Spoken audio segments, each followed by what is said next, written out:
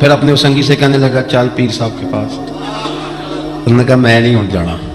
اس نے کہا نہیں تیری مہربانی, تو کوئی کسی اور چیز پہ بھی تو اللہ کا واسطہ. وہ مانے گے نہیں. اس نے کہا پیر پکڑوں گا, میں منت کروں گا, میں خدا رسول کے واسطے دوں, ایک دفعہ چل ورنہ مر جاؤں.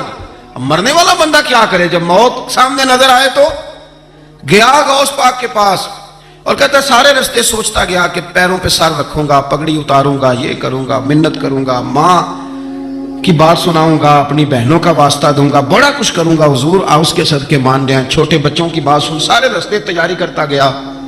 لیکن جب غوث پاک جیلانی کی ڈیوڑی میں قدم رکھا تو شیخ عبد القادر جیلانی دیکھ کے مسکرائے, فرمانے لگے او یار تجھے بڑا شکوہ تھا میرے گھوڑوں پہ, اصل میں تو ایک دن میری گلی سے گزر رہا تھا, میں نے تیرے ماتھے پہ نظر ڈالی تو سمجھ آ گئی تو بیمار ہو جائے گا اور تیرا علاج بھی 50 گھوڑوں سے ہوگا. میں نے 50 کیا کرنے تھے, میں نے تو تیرے لیے منگا کے رکھے ہوئے. کچھ تو مجبوریاں رہی ہوں گی, یوں ہی کوئی بے وفا نہیں ہوتا. او خدا کے بندے تیرے لیے رکھے ہیں, فرمایا چارہ ڈالنے کی بھی ضرورت نہیں, وہ میرے مرید ہی ڈالیں گے.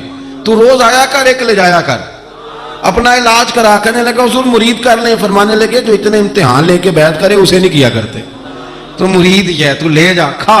اور اپنا آج تک لوگوں کو بدگمانیاں ہوتی ہیں, اور جو عمل کرنے والے تھے, اللہ والوں کی بات ماننے والے تھے, وہ بات مان کے درجات بھی لے گئے, اور جو کہانیوں میں تھے وہ بیچارے آج تک کہانیوں میں ہیں. ابھی تک ان کے الجبرا اور ہندسہ کا رزلٹ کوئی نہیں آیا, ابھی تک یہاں کہانیاں. ان بزرگوں کی تعلیمات پر عمل کریں.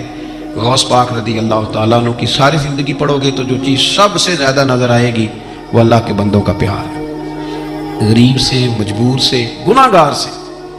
گناہ گار کے ساتھ آپ کا پیار یہ ہے کہ آپ اسے نیکی کی طرف مائل کر دیں. گناہ انسان کو کھا جاتا ہے, گھن کی طرح چاٹ جاتا ہے. اگر آپ اس کی اصلاح کر دیں گے تو آپ نے اس کے ساتھ بہت زیادہ نیکی کر دی. تو یہ ساری تربیت حضور غوث پاک